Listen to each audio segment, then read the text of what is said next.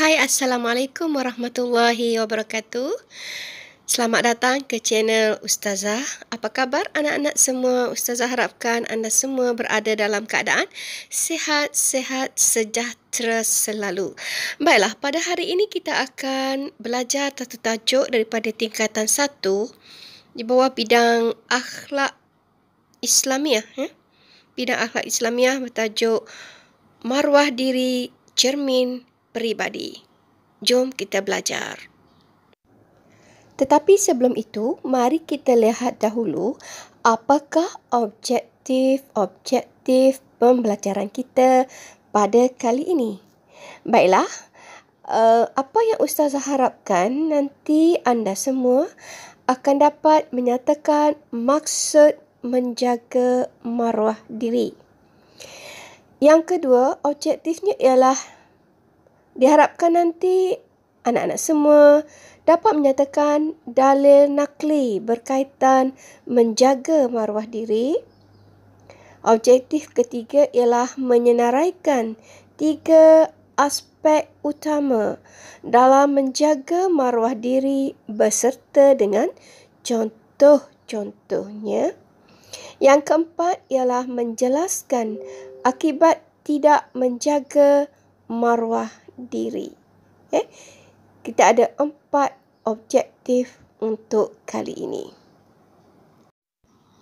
Baiklah, sekarang mari kita lihat apakah yang dimaksudkan dengan menjaga maruah diri. Untuk makluman anak-anak semua, maruah berasal daripada perkataan muru'ah dalam bahasa Arab yang bermaksud keelokan peribadi. Muru'ah.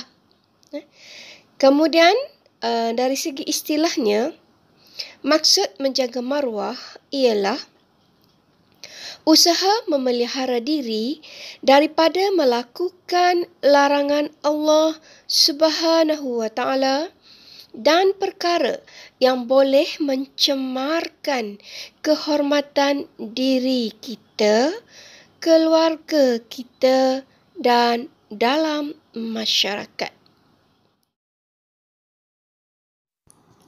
Di sini Ustazah bawakan satu dalil nakli tentang kewajipan menjaga maruah diri.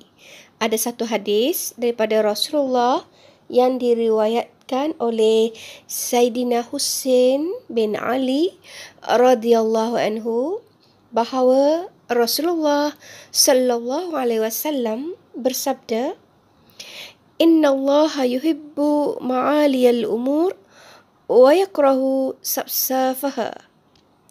Yang bermaksud, sesungguhnya Allah Subhanahu wa Ta'ala suka kepada perkara yang bernilai tinggi dan mulia serta membenci perkara yang keji. Baiklah murid-murid, sekarang mari kita lihat aspek-aspek menjaga maruah diri. Penjagaan maruah diri meliputi 3 aspek yang utama, iaitu yang pertama, penampilan berpakaian. Yang kedua, kesopanan dalam percakapan. Dan yang ketiga ialah keelokan tingkah laku. Jadi kita ada 3 aspek utama. Anak-anak yang dikasihi, sekarang kita lihat apakah panduan pakaian yang bermaruah. Antara contohnya ialah yang pertama, pakaian itu mestilah yang menutup aurat. Sama ada kepada lelaki ataupun perempuan. Sebagaimana kita ketahui, menutup aurat, had aurat seorang lelaki ialah antara pusat hingga ke lutut, dan aurat perempuan ialah seluruh tubuh badan kecuali muka dan tapak tangan. Jadi dalam berpakaian kita hendaklah menutup aurat. Jangan pakai pakaian yang ketat, jangan pakai pakaian yang jarang yang menampakkan susuk tubuh kita. Yang kedua ialah pakaian yang kemas dan bersih. Tak kisahlah pakaian yang lama pun tak apa. Janji pakaian itu kemas dan bersih. Tak semestinya kita memakai pakaian yang baru. Ya? Pakaian lama pun tak apa. Janji pakaian itu kemas dan bersih. Yang ketiga, pakaian yang tidak menjolok mata bagi orang yang melihat kita.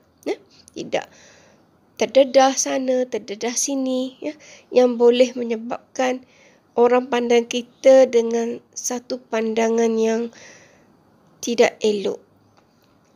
Yang keempat ialah tidak mengandungi lambang, gambar dan tulisan yang dilarang dalam Islam. Jangan pakai pakaian yang terdapat lambang-lambang yang diharamkan seperti lambang-lambang kumpulan black metal, lambang-lambang kumpulan ajaran sesat dan lambang-lambang agama lain. Ataupun ada gambar, gambar botol arak dan sebagainya di bahagian baju kita. Juga kalau boleh elakkan. Itu adalah di antara perkara-perkara yang perlu kita elak daripada memakai pakaian yang sebegini. Selain dari itu, kita juga hendaklah memakai pakaian yang sesuai dengan tata susila masyarakat setempat. Biar sama dengan orang lain cara kita berpakaian. Jangan kita berpakaian yang agak ganjil daripada orang, yang nampak agak pelik daripada orang. Yang seterusnya ialah tidak menyerupai pakaian agama lain. Jangan kita pakai pakaian yang menyerupai agama lain. Tak boleh. Dan seterusnya tidak menyerupai pakaian jantina yang berbeza. Kalau kita lelaki, pakailah pakaian orang lelaki. Kalau kita perempuan, biarlah kita pakai pakaian yang sesuai dengan jantina kita sebagai seorang perempuan. Jangan kita pakai pakaian yang berlawanan jantina. Baiklah murid-murid, sekarang mari kita lihat pula beberapa panduan percakapan yang bermaruah. Yang pertama, percakapan yang sopan dan tidak keterlaluan. Percakapan kita biar ada kesopanan. Yang kedua, intonasi dan nada suara yang sesuai dengan suasana dan orang yang mendengar. Nada suara kita biar sesuai. Jangan kita bercakap terlalu kuat dan sebagainya. Yang ketiga, bermanis muka ketika bercakap. Muka kita biar manis, senyum, sentiasa senyum. Senyum tu kan sedekah. Jadi apa salahnya apabila kita bercakap dengan orang lain, kita bermanis muka dan senyum. Yang keempat ialah bercakap perkara yang berfaedah. Biar kita ada isu ataupun perkara yang berfaedah sahaja. Jangan bercakap perkara-perkara yang tidak mendatangkan faedah, yang boleh menimbulkan perkara-perkara buruk dan sebagainya. Tak perlu. Seterusnya, panduan percakapan bermaruah yang lain ialah memanggil orang lain dengan panggilan yang disukai. Selalu kita dengar ada sesetengah kawan-kawan kita, mereka memanggil dengan panggilan yang kurang baik. Panggilan yang boleh memalukan seseorang.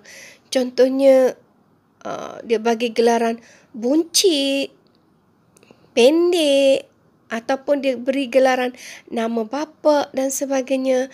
Itu semua boleh mendatangkan rasa sakit hati, boleh memberi rasa malu kepada orang yang dipanggil atau digelar. Jadi kalau boleh, elakkan dari memanggil orang lain dengan panggilan yang tidak mereka sukai. Seterusnya, menghindari perbuatan bercakap bohong, mengumpat, mengadu domba, memfitnah dan kata-kata lucah. Kalau boleh elak. Apabila kita bercakap, elak daripada bercakap bohong dan menipu. Kita tahu kan, bercakap bohong dan menipu ini adalah merupakan dosa-dosa besar. Tanda-tanda orang munafik ataupun sifat-sifat orang munafik. Jadi hendaklah kita elak. Begitu juga dengan mengumpat, mengadu domba, memfitnah dan mengeluarkan kata-kata lucah. Semua ini adalah merupakan perkara yang tidak baik. Baiklah, kemudian tidak memungkiri janji. Ingat, apabila kita berjanji, maka hendaklah kita menepati janji kita. Jangan kita pandai berjanji tetapi kemudian kita tidak tepati atau kita mungkiri janji tersebut. Ini boleh menyebabkan orang akan tidak suka berkawan dengan kita dan banyak lagi lah kesan-kesan lain sekiranya kita tidak memungkiri kita tidak menepati janji kita. Antara lain lagi ialah mengucapkan salam ketika bertemu. Beri salam. Kalau sesama Islam, kita memberi salam. Kemudian kita akan berjabat tangan ketika bertemu dengan saudara-saudara sesama Islam ataupun agama lain. Tetapi dalam batas syarat yang dibenarkan oleh Islam, itu sesama jantina sahaja. Dan satu lagi ialah membudayakan ucapan terima kasih. Ini penting ya. Tak kisahlah kita diberi pertolongan atau kita menerima hadiah atau apa-apa sahaja, cuba amalkan dan biasakan diri kita dengan mengucap terima kasih. Tak susah pun kan? Tak susah mengucapkan terima kasih. Lazimkan diri kita, biasakan diri kita dengan ucapan terima kasih. Anak-anak yang dikasihi, sekarang mari kita lihat pula beberapa panduan tingkah laku yang bermaruah. Kalau sebelum ni, Ustazah sudah bincangkan mengenai dengan panduan dari segi berpakaian dan percakapan. Sekarang kita lihat pula panduan dari segi tingkah laku. Baik, yang pertama ialah kita digalakkan mengamalkan budaya berjabat tangan dengan mahram. Cuba amalkan ya. Bila jumpa berjabat tangan. Ataupun kalau dalam Islam, bila jumpa salaman dengan mahram sahaja. Ataupun sesama jantina, boleh. Yang kedua, meminta izin sambil menundukkan badan apabila lalu di hadapan orang yang lebih tua. Bongkokkan sedikit ataupun tundukkan sedikit badan kita. Masa kita nak lalu, kita minta izin ya. Minta izin, tundukkan sedikit badan kita di hadapan orang yang lebih tua sebagai tanda hormat kepada mereka.